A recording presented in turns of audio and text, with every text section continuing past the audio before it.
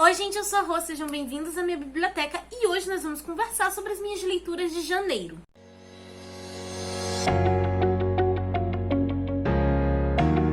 Eu sei que esse vídeo tá atrasado, mas ninguém pode brigar comigo porque assim, não faltou vídeo em nenhum momento pra vocês, tá bom? Mas enfim, demorei um pouquinho, mas tá aqui, tá bom? Então bora conversar sobre essas leituras. Aproveita e me conta, né, sobre o que vocês leram aí em janeiro também. À medida que eu vou falando os livros também, por favor, me falem se vocês já leram ou se têm interesse. Vamos bater esse papo, tá? E claro, por favor, não se esqueça de deixar um like no vídeo, isso ajuda muito na divulgação do canal. Se inscreva se você não for inscrito e ative o sininho de notificações. Lembrando que, se você quiser fazer alguma compra no site da Amazon ou no da Editora Wish, tem links de compra aqui no box de descrição. E você comprando por esses links, você ajuda o canal sem pagar nada mais por isso. E eu também tenho um canal no Telegram, onde além de eu divulgar, né, pra vocês quando tem vídeo novo, quando tem conteúdo novo no blog, esse tipo de coisa, eu ainda divulgo promoções de livros. Então, é só você pegar aqui o link do canal do Telegram e entrar. Mas enfim, bora deixar de enrolação e vamos para as leituras. Eu comecei o ano lendo a HQ Heartstopper, o volume 1, né? E eu gostei, realmente fiquei admirada porque eu achei realmente muito fofo, mesmo sendo romance e eu não sendo o tipo de pessoa que lê muitos romances. Aqui nessa história a gente vai ter o Charles e o Nick, e o Charles, ele é um menino meio inseguro, porque ele sofre muito bullying na escola desde que ele se assumiu gay, e o Nick é aquele tipo de garoto mega popular, sabe? Só que os dois são colocados pra sentarem juntos na sala de interséries, e meio que começa a surgir uma amizade daí, só que o Charles fica preocupado porque ele vê que ele tá se apaixonando por um garoto hétero, só que o próprio Nick não sabe o que ele tá sentindo. Eu não esperava nada dessa HQ, mas eu acabei gostando dela porque eu vi que ela trata sobre diversos temas importantes, como autoaceitação, amizade, amor, bullying, relacionamento tóxico. O romance é super fofinho, sabe? Eu adorei. Inclusive, eu fiz uma resenha dele lá pro blog, tá, gente? Porque coloquei o blog de volta ativa, então algumas resenhas não vão sair em vídeo, até porque fica difícil eu gravar resenha de tudo. Então algumas vão pro blog e outras vão vir pra cá, mas eu sempre vou avisar quando tiver resenha nova pra vocês. E essa daqui já tá lá. E também tem algumas informaçõezinhas sobre a série que a Netflix tá fazendo pra adaptar essa história. O link vai estar aqui no box de descrição. Aí eu também li a HQ Biblioteca Gamer, e esse livro aqui, gente, eu não vou falar muito dele agora porque eu já gravei uma resenha que vai sair aí na próxima semana pra vocês, onde eu falo sobre as 5 histórias presentes nessa HQ. Eu acho que fazer uma resenha separada fica melhor, porque não tem como eu falar aqui sobre as 5 histórias e falar sobre todos os outros livros que eu já li no mês. Já adianto que eu adorei as 5 histórias presentes e que Criaturas da Noite e Mistérios Divino, que inclusive são 2 HQs muito bem faladas, sabe, por aí, se tornaram minhas favoritas. Antigamente elas eram vendidas em edições separadas, né? Mas a Intrínseca tá trazendo essa coleção da Biblioteca Gamer, reunindo alguma dessas HQs. Aí eu li um mangá, que inclusive foi um mangá que a Maria me deu de Natal, que é A Menina do Outro Lado. Esse aqui é o volume 4. E pra quem já acompanha o canal, sabe que eu já venho falando sobre esses mangás há um tempo, né? Sempre quando tem uma leitura do mês e eu leio algum deles, eu comento com vocês. Mas pra quem não conhece nada sobre a história, aqui nós vamos ter um mundo que é dividido, né? De um lado estão as pessoas normais, os humanos, e do outro estão as pessoas amaldiçoadas. Mas a gente vai ter essa criatura aqui, que é um amaldiçoado, cuidando dessa menininha como se fosse uma filha dele. No volume 3 tiveram algumas revelações a respeito dessa maldição, inclusive foi até um mangá bem acelerado. Esse aqui, ele é um pouco mais calmo, mas em momento algum ele perde a qualidade. E, na verdade, ele vai estar se dedicando a explorar mais uma certa personagem que a gente conheceu no volume anterior e mostrando como é a relação dela com a Shiva, né, que é essa menininha.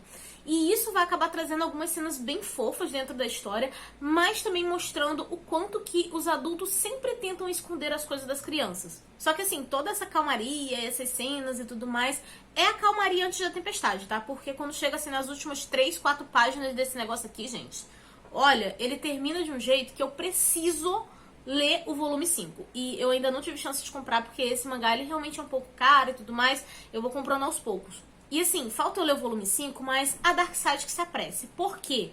Todos os mangás dessa coleção aqui, eles terminam de um jeito que você fica muito curioso pra ler o próximo.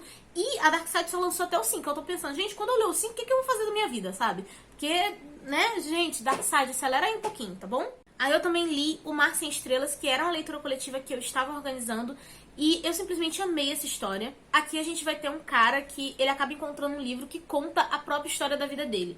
E nisso ele acaba percebendo que quando ele era criança ele deixou passar a oportunidade de abrir uma porta mágica. Então ele fica muito curioso sobre isso, então ele vai atrás de descobrir os mistérios sobre esse livro, né, de como que sabe da vida dele. E a gente não vê só a história do Zachary. No caso, dentro do livro vão ter vários outros livros contando a história de diversas pessoas diferentes, só que todas elas de alguma forma estão em contato com esse mar sem estrela. Esse livro é meio que uma mistura de fantasia com realismo mágico, e eu já tinha lido um outro livro da autora que foi O Circo da Noite e eu simplesmente adorei.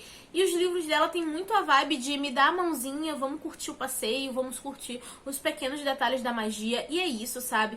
Inclusive, é interessante avisar aqui que se você for ler esse livro, vá de cabeça aberta. Os pontos dele que tem essa vibe mais realismo mágico, eu sei que algumas pessoas se incomodam de querer mais explicações e tudo mais, só que do jeito que ele tá aqui, ele funciona dentro do gênero dele. E ele também é um livro mais lento, eu acho que talvez isso possa ser um incômodo para algumas pessoas. Eu acho que tem muita gente que gosta de ler aqueles livros mais acelerados. Nesse aqui eu não senti isso, porque como ele vai contando várias histórias, inclusive tem algumas que parecem até que estão isoladas da história principal e elas vão se conectando depois. Você olhando elas isoladas, elas já são maravilhosas. Só que você fica naquela sensação de tipo assim, meu Deus, quando que vamos conectar tudo? Então, esse momento demora um pouco pra acontecer e eu acho que algumas pessoas podem se incomodar, mas eu gostei bastante, sabe? A cada historinha que eu lia, eu curtia aquele momento ali, um passo de cada vez. Esse livro tem aventura, tem romance, inclusive eu fiquei admirada de eu ter ficado envolvida com romance, sabe? Eu gostei mesmo. Mas enfim, foi uma leitura maravilhosa, super recomendo. Mas eu ainda quero trazer uma resenha pra vocês, pra gente conversar melhor sobre esse livro, até porque ele merece um vídeo só pra ele. Aí a outra leitura coletiva que eu estava organizando era O Segredo do Oceano.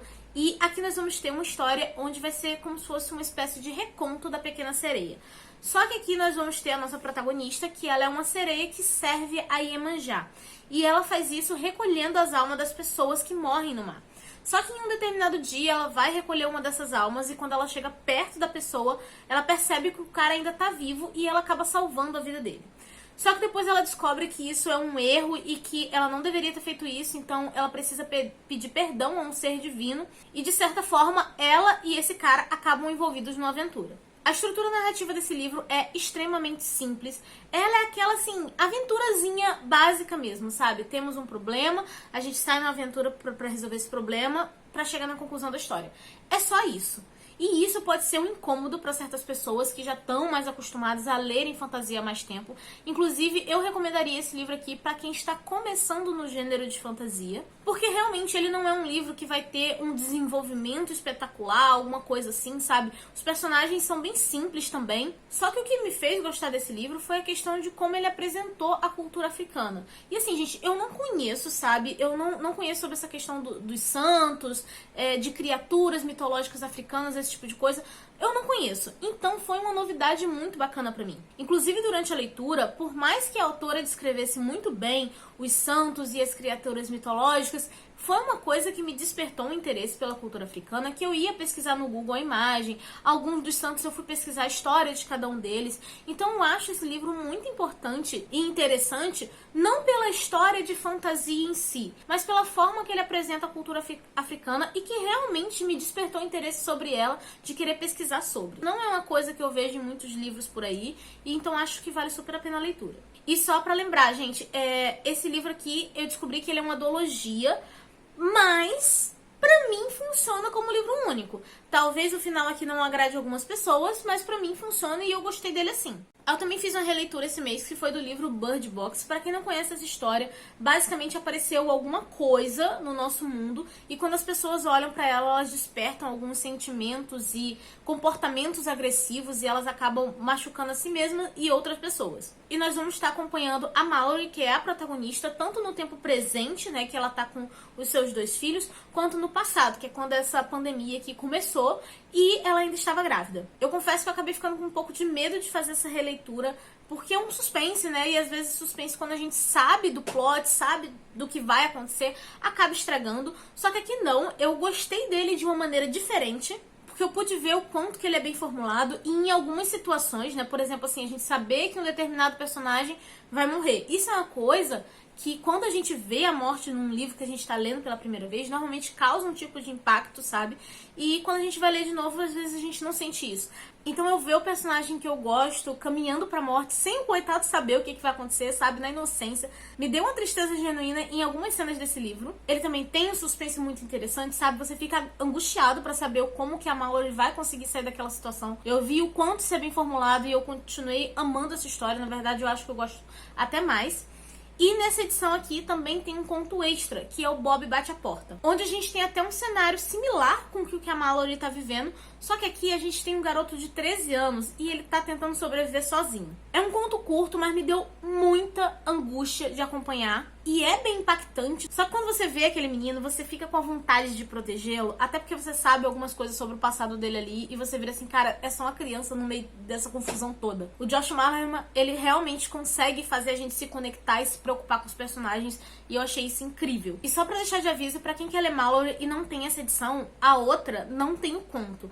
Mas não tem problema, tá? Mallory se passa muitos anos depois desses eventos aqui, então não tem problema você não ler esse conto. É um conto interessante, eu recomendo, mas ele não é necessário pra você ler o livro Mallory. Aí falta falar de um HQ, que no caso é Sob a Lua, é um conto da Mulher Gato. E aqui nós vamos ter a Celina, e ela é uma adolescente que vive num lar bem abusivo, sabe? Porque o padrasto bate nela, a mãe dela é super negligente, até que chega um momento que se torna assim a gota d'água pra ela, e ela resolve sair de casa e ir viver nas ruas. Essa história basicamente é como se fosse os primeiros passos pra gente ver como que ela vai se tornar uma mulher gato de verdade. Eu gostei bastante dessa HQ, ela é do selo Teens, então mesmo que ela traga essa temática que é um pouco pesada, né, essa questão de viver num lar abusivo, ela não é uma leitura muito desconfortável, sabe? Eu acho que ela consegue passar a mensagem muito bem pro público jovem, mas sem ser uma coisa assim torturante ou angustiante de você ler. É uma leitura que pode agradar um público mais velho, né? Tipo, eu curti pra caramba, mas ela realmente é destinada pro público adolescente e eu acho que vai pegar muito bem essa galera, sabe? Aí eu peguei um conto pra ler que é o Antes que a Morte Morra. Esse título me chamou muita atenção, mas infelizmente esse conto acabou sendo uma decepção pra mim. Aqui nós vamos ter uma cidade no interior do Amazonas, onde nenhuma morte é registrada há décadas. E a dona Laura, que é a mulher mais velha da cidade, ela fala que matou a morte e que ninguém morreu desde esse dia ou vai morrer, a não ser que a pessoa saia da cidade. Só que o tataraneto dela ficou curioso sobre essa história, ele quer saber mais sobre a vida e a morte e como que alguém poderia conseguir matar a morte. O conto é bem curtinho, então não posso falar muito e eu já fiz uma mini resenha lá pro blog, vou deixar aqui embaixo no box de descrição também. Sei que ela foi por um caminho que não me agradou, sabe? Eu achei sem graça, meio que foi isso. E eu lembro da história e tudo mais pra conversar com vocês agora, mas ela não é uma história marcante. Eu sinto que daqui a alguns meses ou um ano, eu provavelmente vou esquecer essa história. Então, gente, essas aqui foram as minhas leituras de janeiro. Eu acho até que foi um mês bem produtivo, né? Eu sei que muitas delas são HQs, mas mesmo assim eu achei que fluiu bem. A Maratona Literária de Verão acabou ajudando. Inclusive, tem vídeo da maratona aqui no canal. Vou deixar nos cards pra vocês. Perdão pelo atraso desse vídeo, né? Mas vou estar aí regulando essa playlist no canal. Em breve vai estar saindo as leituras de fevereiro pra vocês. E eu espero que vocês tenham gostado. Me contem se vocês já leram algum desses livros ou se tem interesse em ler. Lembrando que as resenhas e os links de compra dos livros que eu citei aqui vão estar no box de descrição. E você comprando através desses links, você ajuda o canal sem pagar nada mais por isso. Esse era o vídeo de hoje. Eu espero que vocês tenham gostado. Eu vou ficando por aqui. A nossa conversa continua nos comentários. Eu vejo vocês no próximo vídeo. Beijo e tchau!